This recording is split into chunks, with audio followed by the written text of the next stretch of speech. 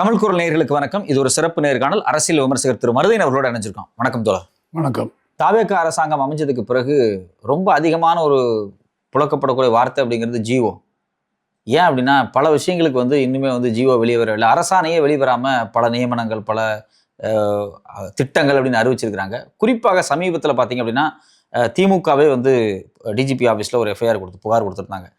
அதாவது விஷ்ணு ரெட்டி, அது இல்லாமல் ஜான் ஆரோக்கியசாமி, இவங்க 2 பேர் யார், இவங்க எப்படி அரசு நிகழ்ச்சிகளை கலந்துக்கிறாங்க அப்படின்னு சொல்லி ஒரு கேள்வி எழுப்பியிருந்தாங்க. இப்போ இயல்பாக ஒரு சாமானியன்னு எனக்கு வரக்கூடிய கேள்வி என்ன அப்படின்னா, ஒரு முதலமைச்சர் நினைச்சார் அப்படின்னா அவருக்கு நேர்மையாக இருக்கிறவங்கள, அவங்களுக்கு தோதா இருக்கக்கூடிய 2 பேர்த்த தனக்கு ஒரு செக்ரட்டரியாக வச்சுக்க முடியாதா?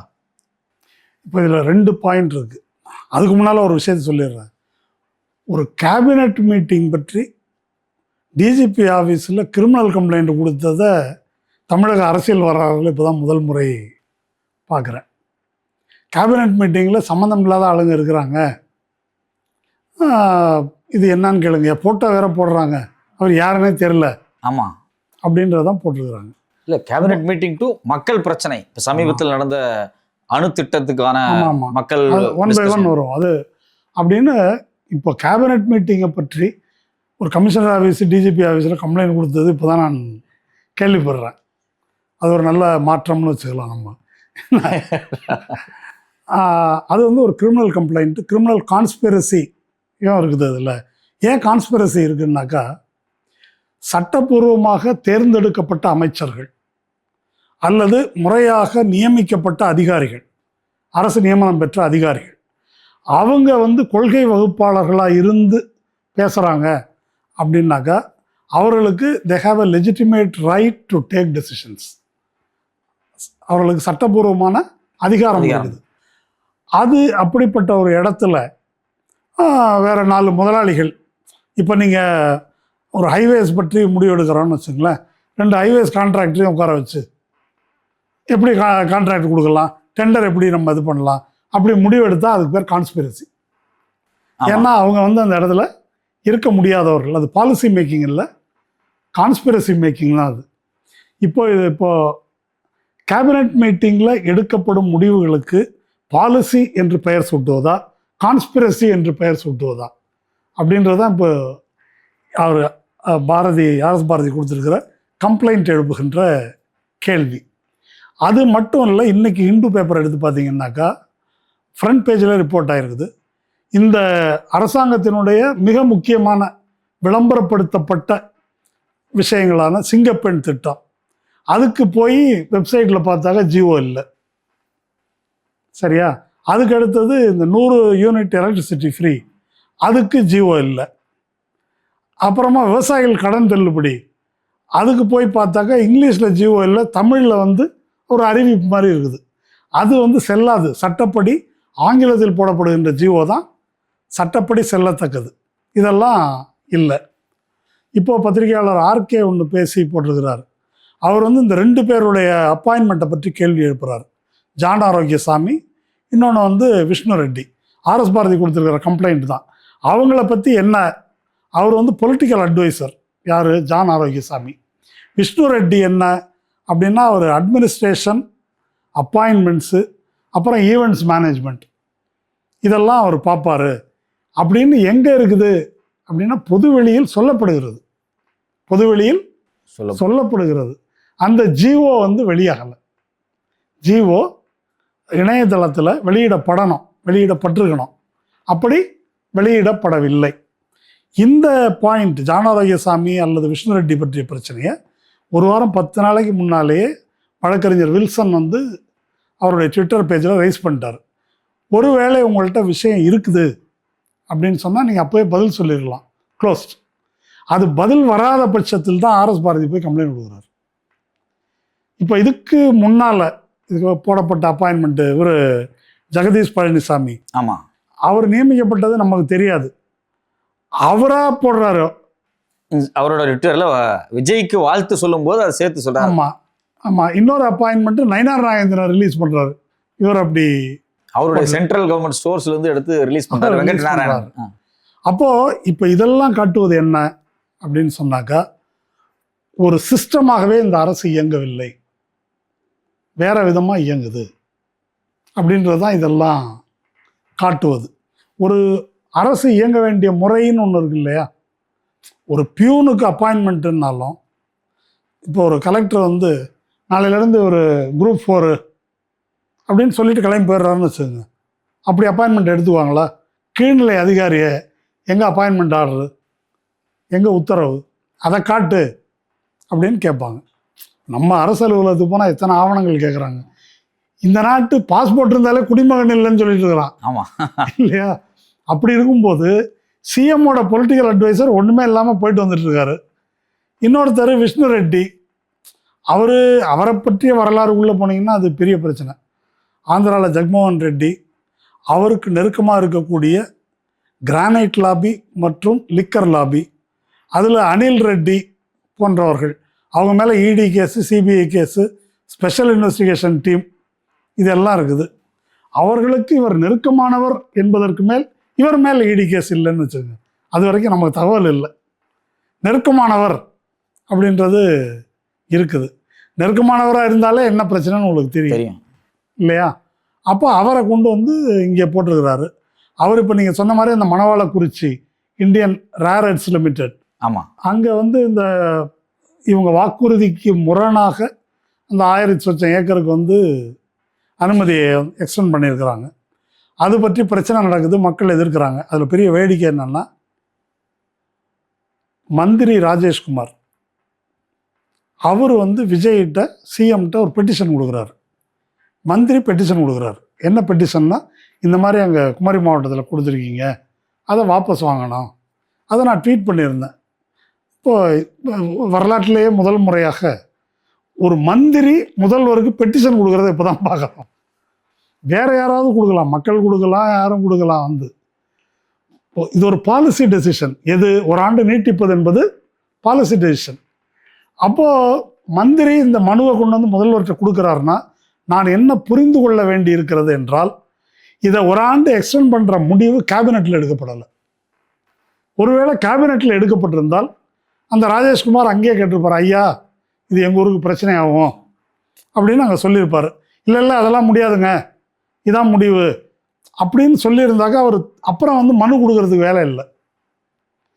அவர் என்ன செஞ்சுருக்கணும், மக்களை ஐயா நான் சொல்லி பார்த்துட்டேன் கேட்கல, வேணா நீங்கள் முதல்வர்கிட்ட மனு கொடுங்கன்னு சொல்லலாம். ஆனால் இவரே மனு கொடுக்குறாருன்னா இந்த அமைச்சருக்கு தெரியாமல் அந்த முடிவு எடுக்கப்பட்டிருக்கிறது, அவர் துறை சார்ந்த முடிவுகள். ஆமாம் என்று தான் நான் சந்தேகப்பட வேண்டியிருக்கிறது. இல்லை, ரெண்டாவது நீங்கள் சொல்கிறத பார்த்தா முதலமைச்சரை பார்க்குற வாய்ப்பு அமைச்சர்களுக்கே இல்லை போல இருக்கு. ஆமாம், சரி, அது ரொம்ப ஆச்சரியமானதாக இருக்குது. அந்த மாதிரி கொடுத்துருக்குறாங்க. இப்போ இதெல்லாம் என்ன சொல்கிறேன் அப்படின்னா, ஒரு அரசு நிர்வாகம் நடக்க வேண்டிய முறையில் நடக்கவில்லை அப்படின்னு சட்டப்படி எப்படி வந்து ஒரு குற்றம் அப்படின்னு நீங்கள் நிறுவ முயற்சி பண்ணுறீங்க? இது எப்படி? இது அஃபீஷியல் சீக்ரெட்ஸ் ஆக்டுக்கு எதிரானது. இது அஃபீஷியல் சீக்ரெட்ஸ் ஆக்டுக்கு எதிரானது. அதான் நான் சொல்கிறேனே, இது அந்த அந்த கூட்டத்தில் எடுக்கப்பட்ட முடிவு வந்து பாலிசி டெசிஷனா, பாலிசியா, கான்ஸ்பிரசியா? இந்த 2 பேருக்கு உரிய ஆவணம் இல்லைன்னா அது கான்ஸ்பிரசி தான். பாலிசின்னா உரிய அதிகாரம் உள்ளவர்கள் தான், அந்த பாலிசி சரியாக தப்பான்றது வேற விஷயம். ஆனால் அந்த முடிவை எடுக்க சட்டபூர்வமான அதிகாரம் படைத்தவர்கள் தான் அதை வந்து செய்ய முடியும். இப்போ இதெல்லாம் வந்து வயலேஷன், இதெல்லாம் பொது வெளியில் எழுப்பப்பட்டிருக்கின்ற பிரச்சனை. இதனுடைய இன்னொரு பார்ட்டுக்கு வருவோம். இதை பற்றி விவாதம் வந்தபோது ஜானராஜ், இது எப்போ இந்த பிரச்சனை வந்துச்சுன்னா, இந்த வெங்கட் நாராயணா அப்பாயின்மெண்ட் டெல்லி பிரதிநிதி அப்படின்னு போட்டப்போ, யார் அவர் அப்படின்னா, அவர் தான் ஜனநாயகன் ப்ரொடியூசர். சரி, ஜனநாயகன் ப்ரொடியூசர்னா அவர் எதுக்கு தமிழ்நாட்டுக்கு சிறப்பு பிரதிநிதி?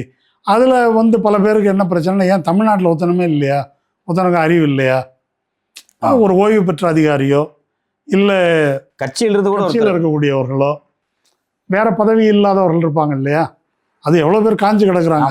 வைகோவே ரொம்ப ஆவலாக எதிர்பார்த்துட்டு இருந்தார். இல்லை, அவருக்கு தான் கொடுப்பாங்கன்னு வேற சொல்லிட்டு இருந்தாங்க, முதல் நாளே முடிச்சு விட்டாங்க அதை. அப்படி இப்படி பல பேர் இருக்கும்போது வெங்கட் நாராயணா அவர் எந்த ஊர், கர்நாடகாவா, அவர் வந்து மேகதாட்டில் என்ன முடிவு எடுப்பார்? இல்லை அவர் பிறந்தது ஆந்திரா, இருக்கிறது வந்து கர்நாடகா, அவர் டிகே சிவகுமாருக்கு வேண்டியவர். இந்த மாதிரி பல கதைகள் எல்லாம் வந்தது. இப்போ வெங்கட் நாராயணாவை எடுத்துக்குவோம், விஷ்ணு ரெட்டியே எடுத்துக்குவோம், அல்லது நீங்கள் ஜானராஜசாமியை எடுத்துக்குவோம், அல்லது இந்த சட்டசபையில் தாவேகா கட்சி கொறடாவா ஒருத்தர் நியமிச்சிருக்கிறார், சபரிநாதன். ஆ அவர் யாருன்னா விஜயோடைய டிரைவரின் மகன். இப்போ கொறடா தான் இப்படி உத்தரவு போடணும் அப்படின்னு கட்சி மாதிரி உத்தரவு போட இது வாக்களிக்க கூடாது. வாக்களிக்கக்கூடாது. கொறடான்றது நம்பகமான ஒருத்தர் தான் கொறடாவாக வைப்பாங்க. கொறடாவே இல்லாமல் போயிட்டாருன்னு வச்சுக்கோங்க, அது பிரச்சனை. இந்த மாதிரி இவர் ஏன் இப்படி எல்லாத்தையும் நியமிச்சிருக்காரு அப்படிங்கும்போது இதை பற்றி விவாதங்களில் தொலைக்காட்சியில் ரொம்ப இயல்பாக பல பத்திரிகையாளர்கள் எல்லாரும் பேசுகிறது என்னென்னா, அதில் ஒன்றும் தப்பு இல்லைங்க, அவருக்கு நம்பிக்கையானவர்களை தானே அவர் நியமிக்க முடியும். இல்லை, ரொம்ப இயல்பாக அப்படி தான் சொல்கிறாங்க. ஆமாம். என்ன பிரச்சனைன்னா அந்த துறை சார்ந்த அனுபவம் அவர்களுக்கு இருக்குதா இல்லையா, அதுதான் பிரச்சனை. இப்போ மேகதாட்டு பற்றி கேட்டால் வெங்கட்நாராயணனுக்கு என்ன தெரியும், தமிழ்நாட்டின் வரலாறு பண்பாடு என்ன அரசியல் சூழல் இதெல்லாம் வந்து வெங்கட்நாராயணனுக்கு தெரியுமா, இதை போய் எடுத்து சொல்லி பேசுகிறதுக்கு அவருக்கு தெரியுமா? அது மாதிரி ஒரு விஷ்ணு ரெட்டியை போட்டிருக்கிறாங்க, அவருக்கு என்ன தகுதி இருக்குது இங்கே வந்து? அவர் தெலுங்கர் கன்னடர் இந்த பிரச்சனையை விட்டுருங்க, அது போக தமிழ்நாட்டுக்கு வந்து இதை ரெப்ரசன்ட் பண்ணுறதுக்கு இந்த பின்புலத்தில் இருக்கீங்களா இல்லையா? நம்பிக்கையானவங்கள போடுறதை பொறுத்த வரைக்கும் ஓகே தான் அப்படின்னு இது பற்றி பேசப்படுது. எனக்கு அதில் ஒரு அடிப்படையான கேள்வி இருக்குது.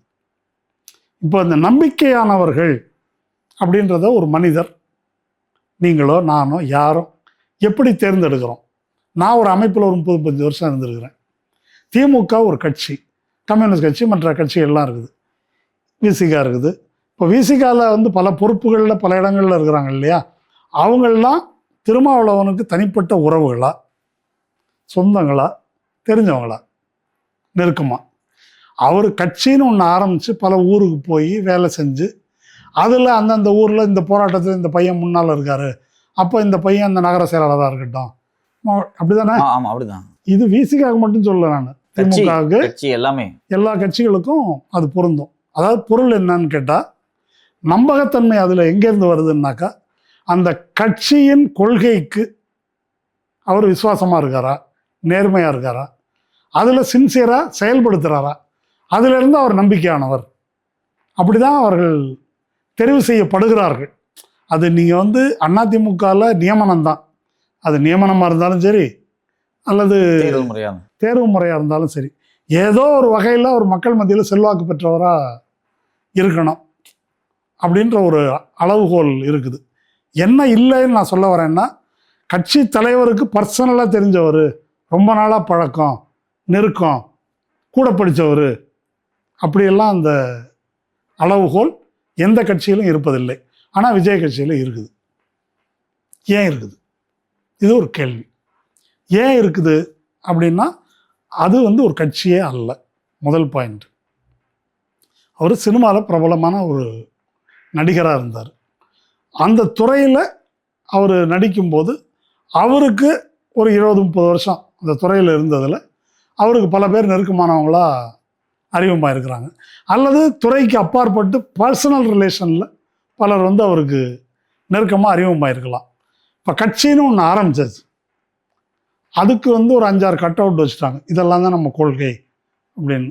எம்ஜிஆர், இவர் பெரியார், அம்பேத்கர், காமராஜ், இந்த இதெல்லாம் வச்சு இதான் நம்ம கொள்கை. அது அவங்க சொன்ன கொள்கை என்ன கொள்கைன்னு அவருக்கும் தெரியாது, எதிர்த்த மாதிரி கூட்டத்தில் இருக்கிற யாருக்கும் தெரியாது. அதுலேயும் சில டிஸ்க்ளைமர்லாம் இருக்கு. பெரியார் தான், பட் ஆனால் அதில் கொஞ்சம் மைனஸ் மட்டும் தான். அந்த டிஸ்க்ளைமரை விட்டுருங்க. இந்த மாதிரி ஒரு கட்சி ஆரம்பிச்சாச்சு, இப்போ கட்சி நடத்தணும். இந்த கட்சியை நடத்தணும் அப்படின்னா கட்சியில் நல்லது கெட்டது, கொள்கை முடிவு, எதை செய்கிறது செய்யாதது, அப்படியெல்லாம் வந்து பண்ண வேண்டியிருக்குது. இதை யாரை வச்சு செய்கிறது? அதுக்காக தான் அவர் அரசியல் தெரிஞ்சவங்க அப்படின்னு நம்ம பத்திரிகையாளர் ஐயநாதன் அவங்க எல்லாரையும் அவர் கூப்பிட்டு பேசுகிறார். எப்படி என்ன கொள்கை வச்சுக்கலாம், எப்படி கட்சி நடத்தலாம். இப்போது இந்த அரசியல்வாதிகளோ பணக்காரர்களோ பணம் வச்சுருப்பாங்க நிறையா, எதில் இன்வெஸ்ட் பண்ணலாம் சார், எந்த பிஸ்னஸில் போடலாம், எது நல்லா போகும். இப்போ என்கிட்ட நான் 5 பைசா இன்வெஸ்ட் பண்ணி ஒன்றும் தெரியாது, நீங்கள் தான் ரொம்ப விவரமாக பேசுகிறீங்க. எதில் கோல்டு இறங்குமா ஏறுமா? இல்லை கேட்குறேன், டாலர் ஏறுமா இறங்குமா, எதில் போட்டால் நல்லாயிருக்கும் அப்படி கேட்குற மாதிரி. அது மாதிரி இவர் வந்து ஆரம்பிச்சிட்டாரு, மக்கள் செல்வாக்கு இருக்குது, என்ன பண்ணுறது அப்படின்னு தெரில. முக்கியமான இடத்துல நம்பகமானவங்கள் வேணும். அவருக்கு நம்பகமானவர்கள் யாருன்னா, ஏற்கனவே அவருக்கு திரைத்துறையில் அவருக்கு யாரெல்லாம் கூட இருந்து அதில் அவருக்கு ஒரு அனுபவம் இருக்குது, இவனை நம்பலாம் இவனை நம்பக்கூடாது அப்படின்னு ஒரு அனுபவம் இருக்குது இல்லையா, அவங்களாம் தான் இவங்க. இப்போ யாருன்னு கேட்டிங்க இல்லையா, அவங்களாம் தான் இவங்க. மற்ற இப்போ கட்சிக்காரங்க இவ்வளோ பேர் இருக்கிறாங்க, எம்எல்ஏ தேர்ந்தெடுக்கப்பட்டிருக்கிறாங்க, போஸ்டர் ஓட்டுனவன் இருக்கிறான், ரசிகர் மன்றத்திலிருந்து வந்தவங்க தான் பிளாக் டிக்கெட் வித்ததுலேருந்து ஒரு நீண்ட அனுபவம் இருக்கிறாங்க. அவர்களை விட இவர்கள் தான் நம்பகமானவர்கள். இந்த இந்த சர்க்கிள் தான். இப்போ விஜயோட நிலைமை என்ன? ஒரு கட்சி தலைவர் ஒரு முடிவாக ஒரு கொள்கை, அதை கொள்கையை கற்று வளர்ந்துருக்கணும், அல்லது ஒரு கட்சியை வழி நடத்தி ஒரு போராட்டம் நடத்தி பல பிரச்சனைகளுக்காக கருத்து சொல்லி அந்த மாதிரி ஒரு அனுபவம் இருக்கணும். இப்போ ஒரு முன்மாதிரி அப்படியே கொஞ்சம் பின்னால் போவோம். எம்ஜிஆர் கொஞ்ச நாள் திமுகவில் இருந்தார், அதனால் கொஞ்சம் அப்படி வாசனை எல்லாம் இருந்துச்சு. ஆனால் திமுக விட்டு வெளியே வந்த பிறகு ஒரு கட்சி ஆரம்பிக்கிற தைரியம் அவருக்கு இல்லை. இதை பற்றி அன்றைக்கி நெருக்கமாக இருந்தவங்கலாம் சொல்லியிருக்கிறாங்க. நீ தைரியமாக கட்சி ஆரம்பிங்க, கொள்கையெல்லாம் நான் பார்த்துக்கிறேன் அப்படின்னு அவருக்கு ஆதரவு கொடுத்தது வந்து சிபிஐ தலைவர் கல்யாண சுந்தரம். இவங்கெல்லாம் சேர்ந்து தான் அவருக்கு கொள்கையெல்லாம் ரெடி பண்ணி கொடுத்து, ஏன்னா அவர் ஒரு இதில் வெளியே வந்துட்டாரே தவிர கட்சி ஆரம்பித்து நடத்துகிற அளவுக்கு தைரியம் வந்து அவருக்கு இல்லை. திமுகலேயும் பல பேர் வரல, முக்கியமான ஆட்கள் யாரும், ரசிகர் மன்றத்தை சேர்ந்தவங்க வந்துட்டாங்க, பட் அதுக்குரியவர்கள் வரல. அப்போ அந்த மாதிரி சப்போர்ட்டெல்லாம் வச்சுக்கிட்டு வந்தார். அப்புறம் ஏற்கனவே திமுகவில் இருந்தனால கொஞ்சம் பேர் இங்கே வந்தாங்க. அந்த வண்டி ஏதோ ஒரு மாதிரி, அப்போ கூட அவர் வந்து யார் நெருக்கமாக வச்சுக்கிட்டார், ஆர்.எம். வீரப்பன், வெண்ணிராடை நிர்மலா, ஜெயலலிதா, இவங்க தான் அவருக்கு க்ளோஸான. ஆர்.எம். வீரப்பன் யார், அவர் கணக்குள்ள மாதிரி அவருக்கு இல்லையா? ஆமாம், அப்படி தான் அவர் வச்சுக்கிட்டார். அதுவாவது ஒரு கணக்கில் சேர்க்கலாம். அந்த மாதிரி கட்சி இருந்துச்சு. ஒரு கருப்பு சிவப்பு சட்டை பேண்ட் போட்டு வந்து 2 பாட்டு பாடுவார், ஏதோ ஒன்று பண்ணார். இங்கே ஒன்றும் கிடையாது. இப்போ அவர் ஒரு நடிகர், அவருக்கு இவங்கள தான் தெரியும். அவர் அங்கே ஒரு திரைப்படத்தில் அவருடைய ரோல் எப்படி இருக்கும்? ப்ரொடியூசர் பணம் போடுவார், இயக்குனர் கதை சொல்லுவார், உதவி இயக்குனர் டைலாக் சொல்லி கொடுப்பார், மேக்கப் மேன் அவர் விவகாரங்களை பார்த்துக்குவார், மற்றபடி வேறு உதவியாளர்கள் இவங்கெல்லாம் இருப்பாங்க. ஸ்டார்ட் கேமரா ஆக்ஷன் அப்படிங்கும்போது என்ன 4 வரி டைலாகு முன்னாள் நாளே கொடுக்கப்பட்டிருக்கோம். ஆமாம், மனப்பா மட்டும் அதை பார்த்துட்டு அது டெலிவரியில் ஏதாவது வித்தியாசம் இருக்குது, டான்ஸ் மாஸ்டர், ஃபைட் மாஸ்டர் அவங்க அதை சொல்லிக் கொடுப்பாங்க. அதை அந்த ஒரு 2 நிமிஷமோ 1 நிமிஷமோ ஒரு ஷார்ட் எவ்வளோ நேரம் நீடிக்குதோ அந்த அளவுக்கு அதை பெர்ஃபார்ம் பண்ணுவார். சொந்தமாக அறிவே வேண்டியதில்லை, சொல்கிறது நான் சொல்லலை, கேட்டு அதை செஞ்சுக்கிட்டா போதும், அவ்வளோதான். இதுதான், இது உண்மை. இது விஜய்க்கு மட்டும் இல்லை, எல்லா நடிகர்களுக்கும் பொறுத்தது இது உண்மை. ஏன்னா ஒரு நேரத்தில் ஒரு 7-8 படம் கமிட் ஆகிருக்கிறாங்க. காலையில் அதுக்கு ஷூட்டிங், சாயங்காலம் இதுக்கு ஷூட்டிங், எது என்ன கதைன்னு தெரியாது. அப்போ வந்து அவங்க விளக்குவாங்க, இதான் சுச்சுவேஷன், அதில் கண்டினியூட்டி, அதெல்லாம் இவங்களுக்கு என்ன தெரியும், கண்டினியூட்டி சொல்கிற மாதிரி நடிச்சு கொடுக்கறது தான். அப்போ அவர் இப்போ வந்து அவர் சிஎம் போஸ்ட்டில் நடிக்க வேண்டியிருக்கு. அதுக்கு இப்படி ஒரு செட்டு தேவைப்படுது. இப்போ நம்ம பட்ஜெட் இதில் கூட அவர் ஏன் உடனே பதில் சொல்லல, எப்படி சொல்லுவார்? அவரால் சொல்ல முடியாது, ப்ராக்டிக்கலி இம்பாசிபிள், சாத்தியமே கிடையாது. அப்போ அதனால தான் அவர் கடைசியில் ரிஹர்ஸ் பண்ணி கடைசி நாள் அன்றைக்கி ஒரு பர்ஃபார்மன்ஸ் பண்ணுறாரு. அப்போ அந்த அடிப்படையில் தான் இவங்க வந்து கொண்டு வந்து வச்சிருக்கிறாரு. இதில் நமக்கு என்ன பிரச்சனை அப்படின்னு சொன்னால், இதை கட்சின்னு ஒத்துக்கிறதே நமக்கு பிரச்சனை. இப்போ எல்லாருமே தவைக்காவை பற்றி மக்கள் செல்வாக்கு இருக்கு, இது ஒரு கும்பல் அப்படிங்கிறீங்க. ஆமாம், எல்லாரும் பல பேர் வந்து நாகரிகமாக என்ன சொன்னாங்கன்னா, ரசிகர்கள் பயங்கர ஆதரவு இருக்குது, இவ்வளோ பேர் போட்டாங்க, அவர் வந்து இதை கட்சி ஆக்கணும்னு தான் சொல்லியிருக்காங்க. எல்லாரும் கட்சியாக மாற்றணும். இது எப்படி கட்சியாக மாற்றுறது? நிறைய பரியாகிற மாதிரி இது வந்து பிளாக் டிக்கெட் விற்றது, இது பண்ணது, அவங்க ஒரு லைனில் வந்திருக்கிறாங்க. இல்லைப்பா, நம்ம கட்சிக்கும் அரசுக்கும் இடையில் வேறுபாடு இருக்குது, கட்சின்னா நம்ம இந்த இடத்துல நின்றுக்கணும், அரசுன்னா அது, இந்த மேட்டர்லாம் புஷி ஆனந்த் வந்து இறங்குன்னு கத்துறாரு இல்லையா? அந்த மாதிரி இல்லை ஸ்கூலுக்குள்ளே போகாத, அதெல்லாம் பண்ணக்கூடாது, யாரும் நிறுத்த மாட்டேன்றாங்க. வேணும்னு இல்லை, இயல்புலேயே நம்ம ஆச்சு, நம்ம தான் செய்யணும் இல்லையா? இப்போ பசங்களுக்கு போய் விஜயனுடைய அருமை பெருமைகளை சொல்லித்தரது, என்ன படத்தில் நடிச்சிருக்காரு, இவர் யார் தெரியுமா? அன்னைக்கு பார்க்குறேன், இப்போ இந்த அமைச்சர் பிரபுவோடைய அப்பா அவர் போய் பார்வையிடுறாரு. நீங்கள் ரசிகர்களை விட்டுருங்க. ம். அமைச்சர் பிரபுவோட அப்பா கழிவுநீர் கால்வாயோ ஏதோ ஒரு இது அதெல்லாம் எப்படி பாதாள சாக்கடை திட்டம் எப்படி நடைபெறுகிறது அப்படின்னு பார்வையிட்டு ரகசியமாலாம் இல்லை, அதை வீடியோ எடுத்து போடுறாங்க.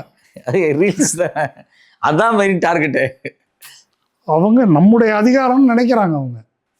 இல்லை, எல்லா கட்சிக்காரங்களும் அங்கே இருக்கக்கூடிய கவர்மெண்ட் ஸ்கூல்ஸு, ஊரில் இருக்கக்கூடிய ஒரு பிரைமரி ஹெல்த் சென்டர் எல்லாத்துக்குள்ளேயும் போய் வீடியோ அது எடுக்கிறாங்க. மாதிரி எடுக்கிறாங்க. இப்போ அன்றைக்கி ஒரு பஸ்ஸு எங்கேயோ ஒன்று புதுக்கோட்டை மாவட்டத்தில் ஒரு அமைச்சர் வந்து பஸ்ஸு திறந்து வைக்கிறத நான் இப்போ தான் பார்க்குறேன். ஒரு பஸ்ஸு ஒரு ரூட்டில் போகுது, அதுக்கு அந்த பஸ்ஸு படியேற இடத்துல ஒரு ரிப்பன் கட்டியிருக்காங்க, அதை வெட்டுறதுக்கு வர்றாரு. அந்த ரிப்பன் என்னென்னா தாவேக்கா கொடி. இப்போ தாவேக்கா கொடி கிழிக்கணும்னு சொல்கிறாரு. வழக்கமாக கொடி அசைச்சு கலெக்டர் பார்த்துட்டு ஷாக் ஆகி என்னங்க இதெல்லாம் அப்படின்ற பிறகு ஏதோ மாற்றிருக்கிறாங்க, அப்படி நடந்திருக்குது. இதை எதுக்கு சொல்ல வரேன் அப்படின்னா, இது ஒரு கும்பல் ஆட்சி. இது ஒரு கும்பல், கீழே இருந்து மேல் வரை. கீழே கும்பல் பெருசாக இருக்குது, மேலே சின்னதாக இருக்குது. இப்போ நீங்கள் தாவேக்காரங்க வந்து வாடி வேடி கைப்படாத சீடின்னு பாட்டு பாடுறாங்க, அதை தானே அவர் சட்டமன்றத்தில் செய்கிறாரு. டான்ஸ் ஆடுவதற்கான வாய்ப்பு அங்கே குறைவு அப்படின்றதுனால, இடம் இல்லைன்றதா இருக்கலாம், வேற பல பிரச்சனைகள் இருக்கலாம். இந்த இதை சீன் போடுறதெல்லாம் அவருக்கு ஒன்றும் புதுசு கிடையாது. அது தவறாகவே தெரியல அவருக்கு. அவருக்கு வந்து ஒரு முழு நிறைவான பர்ஃபார்மன்ஸ் இல்லை, வெறுமனை பேசிட்டு போனாக்கா. இல்லை, மனசு முழுக்கவே வந்து மக்கள், ஒரு காலத்தில் மக்கள் அப்படிங்கிறது ஆடியன்ஸ். இப்போ இன்னைக்கு அந்த ஆடியன்ஸ் மனநிலையிலே தான் இருக்காரு. இதை செஞ்சால் ஆடியன்ஸ் விரும்புவாங்க, இதை செஞ்சால் ஆடியன்ஸ் விரும்ப மாட்டாங்க அப்படிங்கிறது. இப்போ ஒருத்தர் பேசியிருக்காரு, இது வரைக்கும் சின்ன பிள்ளைங்க இளைஞர்கள் யாராவது சட்டமன்ற செயல்பாடை பார்த்துருக்காங்களா? எங்கள் அண்ணா அங்கே இருக்கிறதுனால அதை பார்க்குறாங்க. புரியுது இல்லையா? இப்போ அது மாதிரி அப்படி ஆயிடுச்சு. இப்போ அது அரசியல் தெரிஞ்சுக்கணும் அப்படின்னா அரசியல் தெரிஞ்சுக்கங்கன்னு காட்டியிருக்காரு. அவர் என்ன அரசியல் சொல்கிறாருன்னா இப்படின்றாரு. ஸோ இது வந்து ஒரு முழுமையான கும்பலாட்சி. இது ஜோக்கு இல்லை, ரொம்ப அபாயகரமானது. இதை பிஜேபி கூட செய்யலைங்க, அதான் ரொம்ப முக்கியமாக நான் சொல்கிறேன். பிஜேபி ரொம்ப நாள் வரைக்கும் ஆர்எஸ்எஸ்க்கு எங்களுக்கு சம்மந்தம் இல்லைன்னு சொல்லிட்டு இருந்தாங்க. ஆர்எஸ்எஸ் ஒரு பண்பாட்டு அமைப்பு, அதுக்கு எங்களுக்கு சம்மந்தம் இல்லை அப்படின்னு வாஜ்பாய் அத்வானியெல்லாம் ரொம்ப நாளாக உருட்டிட்டு இருந்தாங்க. அப்புறம் கொஞ்சம் கொஞ்சமாக இப்போ மோடி காலத்தில் தான் அப்புறமா ரகசியமாக முக்காடு போட்டு தான் நாக்பூருக்கு போயிட்டு வருவாங்க. அப்படி ஒரு கட்டம் இருந்துச்சு. இப்போ வந்து அது வெளிப்படையாக வந்திருக்கு. இப்போவும் கூட கட்சி நிகழ்ச்சி அரசு நிகழ்ச்சி என்ற இந்த வேறுபாடு இருக்கு இல்லையா, அதில் தாவேக்காரங்க நடக்கிற அளவுக்கு இவங்க இன்னும் அந்த எல்லைக்கு போகாதுன்னு சொல்ல போகும்.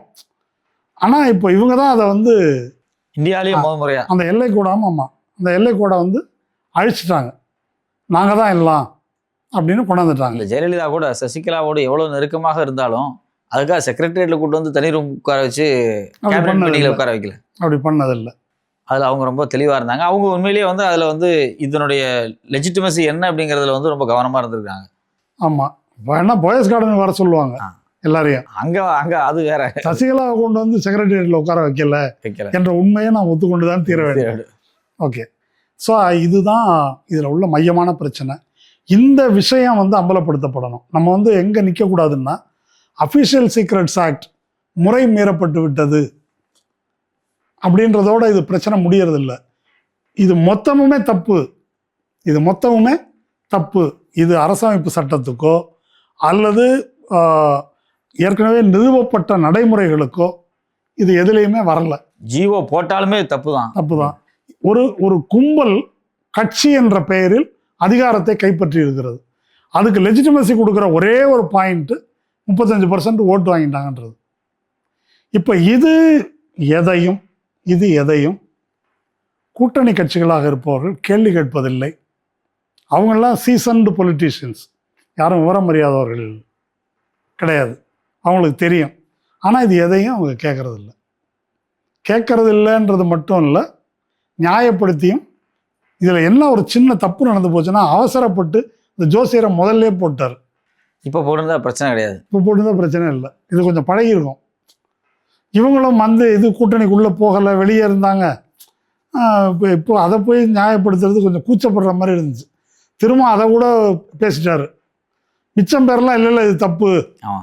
ஆனால் இன்னைக்கு போட்டிருந்தாக்க அநேகமாக எல்லாருமே அது அந்த ஜிஓவே பார்த்தீங்க அப்படின்னா அதே அவங்க ஆட்களே யாரோ ஒருத்தர் ஜோசியர் வேண்டாம் அப்படின்னு நினைச்சுதான் வெளியிட்டு இருக்கணும். ஆமா அது ஆதவர்ஜினாவோ இல்ல அப்படி இருக்கலாம். இது ஜோசியர் இது வேணாம், இவர் செட் ஆக மாட்டேன், வெளியிடுங்க அப்படின்னு சொல்லி விட்டுட்டாங்க நினைக்கிறேன். உடனே ஓகே ரைட் வேணாம் தூக்கிட்டாங்க. இல்லைன்னா அதுவும் நமக்கு தெரிஞ்சிருக்காது. ஆமா. அந்த சூழ்நிலை தான் அது. இல்லை இப்போ இது எம்ஜிஆர் ஃபிலிம் இன்ஸ்டியூட் கூட அவருக்கு நெருக்கமான கேமராமேனை தான் டைரக்டராக போட்டிருக்காரு. அதுக்கு கீழே வெற்றிமாறன் இவங்கெல்லாம் வராங்க. வேற ஏதாவது ஆலோசகரா? ஆலோசகர். இப்போ அது எப்படி இருக்குன்னு நீங்கள் பார்த்துங்க. உண்மையிலேயே வந்து ரொம்ப ஒரு அதிகாரம் கைக்கு வந்துருச்சு. இது அதுதான் நான் சொல்ல வரேன். ஜெயலலிதா ஆட்சியிலும் சரி, எம்ஜிஆர் ஆட்சியிலும், எம்ஜிஆருமே தமிழ்நாட்டுக்கு நம்ம ராஜாவாயிட்டோம்னு தான் அவர் நினைச்சார். அதனால யார் யாருக்கு என்ன வேணும், அவர் வள்ளல் இல்லையா இயல்புலையே அவர். அதனால என்ன உடையாருக்கு என்ன வேணும், சரி அந்த ஏரியா நீங்கள் எடுத்துங்க. ஜேபிஆருக்கு என்ன வேணும், இந்த பக்கம் ஃபுல்லா நீங்க எடுத்துக்காரு. ஐஸ்வர்யவேலனுக்கு என்ன வேணும் அதை நீங்க எடுத்துக்க. அம்பிகா ராதா சரசம்மா என்ன வேணும், போரூர் எடுத்துக்க. அந்த மாதிரி மன்னர்கள் வந்து தேவதானம் அப்படி கொடுத்த மாதிரி, சதுர்வேதி மங்கலம் நீ அதை எடுத்துக்க மாதிரி, அப்படி அந்த பாரம்பரியத்தில் தான் இப்போ வரோம் நம்ம. இப்போ தமிழ்நாட்டில் இனி விநியோகிப்பதற்கு ஏதாவது இடம் மிச்சம் இருக்கான்னு எனக்கு தெரியல. இப்போ இடங்கள் இல்லைன்றதுனால பதவிகளை வந்து அவர் மாதிரி விநியோகிக்கிறார். அந்த பதவிக்கு வந்து உட்கார்ந்தவங்க என்ன பண்றாங்க அப்படிங்கிறது இனிமேல் தான் க்ளோஸா மானிட்டர் பண்ண வேண்டியதா இருக்கு. ஆமா, அவங்க ஒரு அஜெண்டா இல்லாம அங்க உட்கார மாட்டாங்களே. இப்போ எந்த நீங்க பல விஷயங்களை சின்ன சின்ன தப்புன்னு நினைக்கிறாங்க. அந்த துறை மந்திரி வேற ஒரு துறையில போய் இது பண்றாரு, இவர் அதை பத்தி பேசுறாரு, அவர் இதை பத்தி பேசுறாரு. அவங்களுக்குள்ளேயே அந்த டிஸ்டிங்ஷன் இல்லை, வேறுபாடு இருக்கு இல்லையா? இப்போ அந்த அம்மா அந்த யாரு தொழில்துறை அமைச்சர் கீர்த்தனா, அவங்க ஒரு பள்ளிக்கூடத்தில் போய் அரசு பள்ளியில் பசங்களுக்கு ஆங்கிலம் தெரியுதா, வாட் இஸ் யுவர் ஃபாதர், என்ன இது கூட தெரியல அப்படின்னு இருக்கிறாங்க. இவங்க என்ன அமைச்சர்? தொழில்துறை அமைச்சர். கம்ப்யூட்டர் எல்லாம் ஒர்க் ஆகுதா அப்படின்னு கேட்குறாங்க. ஆமாம், இது அதனால இல்லை ஆக்சுவலி அவங்க வந்து சினிமாவில் வந்து ஒரு அரசியல்வாதி அப்படின்னா அவர் வந்து எங்கே போவார், எங்கே ஒரு சினிமாவில் ஒரு பொலிட்டீஷியனை காமிக்கிற மனநிலையில் அவங்க அதை பார்க்குறாங்க. அதனால பொலிட்டீஷியனுக்கான இல்லை மொத்தமும் நமக்கு எல்லா அதிகாரமும் கொடுக்கப்பட்டுருச்சு, எல்லாருக்கும் நமக்கு இருக்குது, என்ன வேணால் பண்ணலாம் என்பது மட்டும்தான். முன்ன விஜய் ஆட்சிக்கு வருவதற்கு முன்னால் என்டிடிவி ரிப்போர்ட்டர் ஒருத்தர் லைவாக அந்த கூட்டத்தை பேசுவார்.